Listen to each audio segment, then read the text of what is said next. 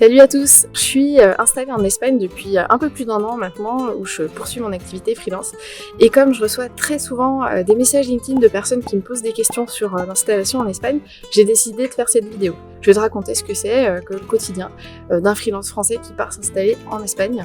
Je vais parler des avantages, je pense que vous en voyez déjà derrière moi, et puis je vais parler aussi des inconvénients parce qu'il faut pas se mentir, il y en a aussi, et je partagerai quelques conseils pour que ton installation à toi en Espagne se passe bien. C'est l'heure d'aller chercher mes enfants au cours de flamenco et je te raconte ça tout de suite après.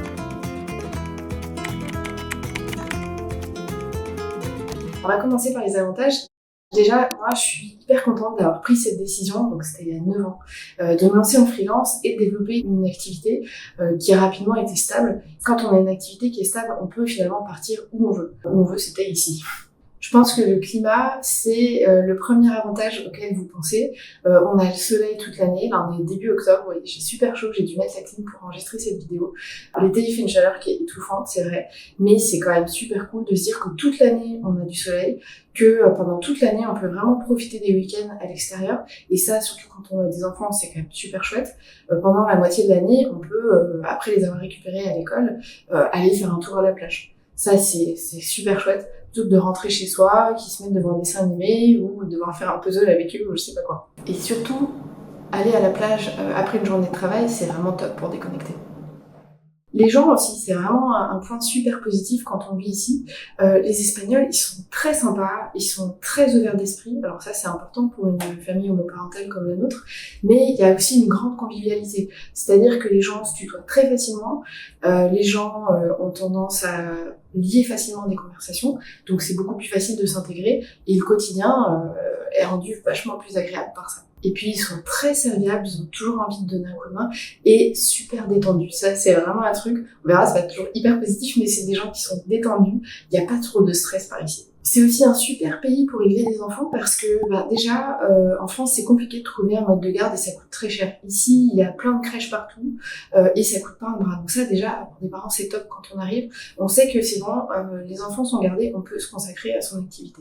Et au-delà de ça, dans le temps qu'on passe avec eux, c'est aussi facilité parce que il y a plein de choses pour eux. Déjà, il y a plein de parcs dans les rues, à la plage, donc vous pouvez les emmener au parc. Il y a aussi plein de choses qu'on peut faire avec eux parce que la majorité des restos, des cafétérias ont un espace de jeu, une salle de jeu où au moins ils donnent des jouets aux enfants. Et puis il y a beaucoup de clubs de sport qui ont une garderie, par exemple pour la nôtre, même si le week-end à 10h30 j'ai un cours de vélo en salle et j'ai envie d'y aller, je peux y aller. Pendant ce temps, ils peuvent être en train de jouer, de dessiner et tout le monde est content. Et de façon générale, même pour ce qui est pas forcément fait pour eux, on peut aller dans un magasin, on peut aller dans un restaurant sans avoir peur que les gens nous regardent avec un œil un peu mauvais, genre oh là là, les enfants ils vont faire du bruit, ils vont mettre le bazar. Ici, on n'a pas cette sensation de jugement en fait. Se loger ici, c'est aussi beaucoup plus facile. Quand on est arrivé, on a loué une maison. Il y a quelques mois, on en a acheté une. Ici, le fait que tu sois indépendant ou que tu sois salarié, ça change rien. Tout ce qu'on veut, c'est que tu montres que tu as des revenus. La seule chose qui, finalement, a pu poser un problème quand on est arrivé, c'est que nos revenus, ils étaient en France et pas en Espagne. Donc voilà, il y avait un peu plus de crainte de leur part. Et puis c'est vrai aussi qu'on n'avait que des documents en français. Forcément, ça aide pas les agences ou les propriétaires à comprendre réellement combien on gagne. Un truc cool aussi, c'est que j'ai pas de perte d'opportunité, c'est-à-dire que quand on a annoncé à notre ami qu'on partait, une des premières choses qu'ils ont dit, c'est mais vos clients ils vont dire quoi? En fait, les clients ils disent rien, ils étaient assez curieux, ils étaient même assez envieux, ça a rien changé, il y en a pas un qui s'est dit bon alors si t'es en Espagne, on va arrêter de bosser ensemble. De la même façon que quand je discute avec un prospect, le fait que je sois pas en France a jamais semblé être un frein. En plus d'1 an, j'ai eu plusieurs échanges avec des prospects et ça n'empêche pas du tout de signer un contrat parce que on peut très bien travailler à distance. Donc voilà, avec un peu plus d'1 an de recul parce qu'on est arrivé au début de l'été 2023, franchement j'ai pas de regrets. J'ai pas de regrets. La vie espagnole elle est très chouette et je suis très contente d'être là. Par contre, je voudrais pas vous faire croire que c'est tout rose. Forcément, il y a aussi des côtés qui sont moins positifs. Alors, l'un des premiers inconvénients quand on entreprend en Espagne, en tout cas dans un autre pays, c'est l'administratif, parce que on a la connaissance du système français, des différents statuts qui permettent d'encadrer une activité freelance, de comment ça marche, comment on paye l'URSSAF. Ici, ça fonctionne complètement différemment, donc il faut désapprendre ce qu'on savait de la France. Et la meilleure formule, du coup, c'est de trouver quelqu'un qui est capable de vous guider dans vos choix, qui est capable d'expliquer un peu comment fonctionnent les choses. Et le mieux, c'est que cette personne puisse le faire dans notre langue, donc en français. Et c'est pas simple de trouver ce qu'on appelle un gestor, donc c'est un comptable un petit peu, qui est français, qui est sympa, qui a des bons outils et qui est rigoureux. Ça, voilà, ça fait partie de la grosse difficulté de beaucoup de francophones qui viennent en Espagne. Par contre, le plus simple ici, c'est de se déclarer comme trabajador autónomo, donc c'est en gros travailleur autonome, donc c'est le statut qui se rapproche le plus de l'entreprise individuelle en France. Et là, dès qu'on se crée, il n'y a pas de franchise en base de TVA, donc on est à la TVA directe, donc on récupère la TVA sur nos achats. Et surtout, sur ce statut, tout ce qu'on paye en termes de taxes, que ce soit l'impôt sur le revenu ou les cotisations sociales, c'est basé sur le bénéfice. Ça veut dire que contrairement à la micro-entreprise en France, on déduit des charges. On ne paye pas nos impôts et nos cotisations en fonction du chiffre d'affaires, mais en fonction de notre chiffre d'affaires moins toutes nos dépenses. Ça, c'est quand même intéressant parce qu'on peut rapidement déléguer, investir, acheter du matériel, prendre des abonnements à des outils, en se disant que sur ces montants-là, on ne sera pas taxé. Voilà, donc ça c'est quand même un truc qui est plutôt cool. Et l'inscription est assez simple. Finalement, quand on trouve quand même un gestor qui fait tout ça pour nous, ça revient pas très cher. Le networking ici, moi je trouve qu'il est très différent de ce que j'ai pu connaître en France. En France, j'étais à Lyon, qui est quand même une ville qui est très dynamique, où il y a beaucoup de choses qui se passent dans le milieu de l'entrepreneuriat, dans le niveau du freelancing. D'ailleurs, pendant 4 ans, j'ai organisé tous les mois des after-work pour les freelances. Ici, en fait, il y a plein d'événements, c'est très facile de rencontrer du monde, mais finalement, on rencontre surtout des expats, d'autres gens qui, comme nous, arrivent, qui ont besoin de faire connaissance avec du monde parce qu'ils connaissent personne. Et c'est plutôt des relations personnelles qui se créent. Et je sais très bien que les relations que je noue ici ne m'apporteront pas de mission. C'est pas grave, mais c'est juste que le networking en France, de façon physique, me rapportait des clients, ici non. Donc il faut que je capitalise sur d'autres canaux pour continuer d'avoir régulièrement de nouveaux clients. Mais ça, c'est pas grave. Il existe plein d'autres possibilités. Si vous avez besoin d'aide là-dessus, on pourra en parler. Ça me paraît plus difficile aussi de préparer l'avenir.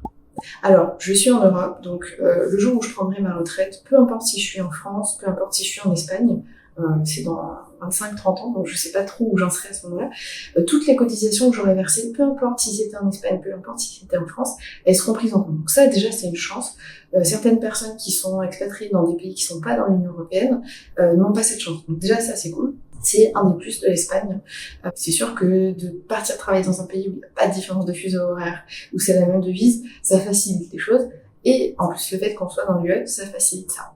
Par contre, on le sait bien, compter juste sur la retraite qui sera versée par l'État, c'est pas très prudent parce que elle est pas élevée et c'est pareil dans tous les pays. Donc, il faut pouvoir prévoir d'autres sources de revenus à côté. Alors déjà, moi j'avais commencé à prévoir ça en achetant un appartement locatif en 2019 qui me permettait chaque année de faire des économies d'impôts et de ne pas être imposée sur mes revenus locatifs pendant un certain nombre d'années. J'en ai profité pendant 4 ans et maintenant que je suis plus résidente fiscale française, j'ai perdu cet avantage. Donc j'ai toujours l'appartement, je continue de toucher des loyers, mais je suis taxée plus que si j'étais restée en France. Les mécaniques d'investissement, d'épargne, de retraite, forcément, quand c'est pas dans ta langue, elles sont plus compliquées à comprendre. Déjà, quand c'est en français, c'est pas toujours limpide. Quand c'est dans une autre langue, ça devient encore plus compliqué. Par contre, l'avantage, c'est que une fois que j'aurai bien compris comment ça fonctionne ici, je pourrais comparer entre l'Espagne et la France et arbitrer où est-ce que j'investis ici pour ci, où est-ce que j'investis pour ça. Et ça, c'est plutôt chouette. Je vous ai dit, quand je parlais des avantages de la vie espagnole, que les Espagnols sont très détendus. Et parfois, c'est plus un inconvénient qu'un avantage, notamment par rapport à la ponctualité. Alors, quel rapport avec le travail ? Vous allez vite le comprendre. Le rapport au temps des Espagnols, il est particulier. Déjà, la première chose, c'est que ils prévoient pas forcément l'avance. Et la deuxième chose, c'est qu'ils s'en foutent d'être à l'heure. Qu'ils ne fassent pas forcément de plan en avance et qu'ils aiment bien improviser, faire en dernière minute. Je vais vous expliquer comment ça se traduit de façon concrète. On a acheté une maison il y a quelques mois et on souhaitait refaire les fenêtres. Donc on s'était mis d'accord avec le propriétaire pour que quelques semaines avant la vente, on puisse nous donner accès à la maison, recevoir des artisans qui viennent prendre leurs mesures pour pouvoir nous faire nos devis et que au moment où la maison serait à nous, on est déjà avancé, qu'ils soient presque prêts à arriver pour installer les nouvelles fenêtres. Donc on savait que le vendredi, je sais plus quel jour c'était, on allait avoir l'accès à la maison. J'ai contacté pas mal d'artisans en disant vendredi, telle date, vous pouvez venir dans la maison pour prendre les mesures. Ils disent ok, on s'appelle le jeudi pour fixer un rendez-vous. Mais pourquoi? C'est dans 2 semaines, 3 semaines, je sais plus. Moi, je préfère qu'on fixe le rendez-vous maintenant parce que j'ai peut-être des rendez-vous pro qui vont se mettre. J'ai plusieurs rendez-vous avec des artisans, donc j'ai pas envie de tout faire en dernière minute. On saura tous comment ça se passe, on pourra s'organiser, et je comprends pas qu'ils proposent pas ça en fait. C'était pas leur façon de travailler, mais c'était ok quand même. Donc là, c'est la première chose. C'est difficile de faire des plans, des plannings à long terme, si on peut dire, parce que là, 2 semaines, apparemment, c'était du long terme. La deuxième chose, c'est que quand vous avez un rendez-vous, qui a un horaire qui est fixé, c'est franchement donné à titre indicatif. C'est pas du tout considéré comme impoli ou irrespectueux d'arriver en retard à un rendez-vous sans prévenir. Et quand je dis en retard, c'est pas 5 minutes, c'est 2 heures. On me l'avait beaucoup dit au début, j'y croyais pas, on me disait non, ils seront super en retard, déjà s'il vient, c'est que t'as de la chance. Donc c'est très fréquent d'avoir un rendez-vous et au bout d'une heure, 1h30, le mec est toujours pas là, t'arrives pas à le joindre, et puis en fait c'est que il est pas encore parti de là où il était avant, et puis quand il part, il te le dira peut-être, mais y a pas d'urgence quoi. Et quand on bosse de chez soi, c'est pas évident parce que moi, ça m'est arrivé d'avoir rendez-vous avec un artisan à 9h, on me propose une visio à 11h, je dis oui, et du coup, il vient juste prendre des mesures, il en a pour 10 minutes. Et en fait, non, il arrive à 11h pile, toi, t'as déjà annulé ta visio, en fait. Je pense que tout ça, ça donne une vision assez juste de comment peut se passer la vie d'un freelance expatrié en Espagne. C'est mon expérience, tout le monde vit pas la même, ça dépend de plein de choses, du lieu où tu as choisi de vivre, de ta personnalité, de ta situation perso, de la nature de ton activité aussi, et également de ta maîtrise de la langue. Mais en tout cas, je pense qu'il y a quelques conseils que je peux partager et qui seront valables pour tout le monde. Le premier, c'est d'anticiper. L'idée, c'est de pas arriver en touriste, déjà de savoir quel statut tu vas vouloir adopter, quel gestor tu vas prendre avec toi pour t'accompagner là-dedans. Préparer un bon dossier de location. Alors il y en a qui viennent, qui prennent un Airbnb, t'en trouver quelque chose. Ça peut être une bonne formule si t'as pas toutes tes affaires à déménager. Mais un bon dossier de location, traduit en espagnol avec une explication de ta situation. C'est important de faire ça parce que le marché locatif en Espagne, il est quand même assez tendu en ce moment, en particulier sur les côtes et à Madrid, qui sont quand même des endroits où les expats ont le plus envie d'aller. Il faut absolument avoir fait des séjours de repérage. Faut pas se lancer dans le truc sans avoir vérifié que ça peut te correspondre, sans avoir vérifié que tu préfères cette ville ou ce quartier. C'est hyper important. Et puis, il faut s'améliorer en espagnol aussi, faut être capable de parler la langue. Et surtout, il faut avoir fait le nécessaire pour qu'au moment de partir, l'activité génère le plus de revenus stables possible pour avoir de la sécurité. Parce que quand on est en Espagne, il y a plus France Travail, il n'y a plus rien. Donc ça, il faut vraiment en avoir conscience. Ça demande quand même, en général, de prévoir ça avec quelques mois d'avance pour sécuriser des clients réguliers où on sait que chaque mois, on va gagner un minimum qui est indispensable pour trouver un bien à louer et pour avoir de la sérénité. Deuxième conseil, c'est vraiment de se détendre. Ici, la vie, elle est à un rythme qui est complètement différent. Il n'y a rien qui se passe l'après-midi, les choses se terminent beaucoup plus tard. C'est pas pareil. C'est vraiment à nous de nous adapter parce que c'est nous qui avons choisi de venir dans ce pays. Et puis, le fait de la ponctualité, je râle un peu, mais ça fait partie de leur culture, donc c'est aussi quelque chose que j'essaye d'apprendre à accepter. Et franchement, échanger. Sur Facebook, il y a plein de groupes d'expats, et il faut absolument capitaliser sur ces groupes pour trouver des infos, poser des questions, et aussi pour pouvoir échanger directement avec des personnes qui sont déjà sur place et qui vont pouvoir être de bons conseils, et surtout que au moment où tu arrives, tu connais déjà un petit peu des gens à qui tu peux proposer d'aller boire un verre pour remercier de tous les conseils qu'il t'a donnés, et ça permet petit à petit de connaître un peu des gens et de pas se sentir seul. En expatriation, la solitude, ça peut être un petit peu lourd. Si tout ce que je viens de te dire, ça te fait rêver, mais que t'es pas encore dans une situation qui te permet de le faire, par exemple t'es encore salarié, donc tu peux pas choisir où tu travailles, ou alors t'es déjà en freelance, mais tes revenus sont pas assez stables ou pas assez hauts, donc tu comptes encore sur France Travail, évidemment tu peux pas encore partir. Moi je peux t'aider à avoir une activité avec des revenus réguliers et stables.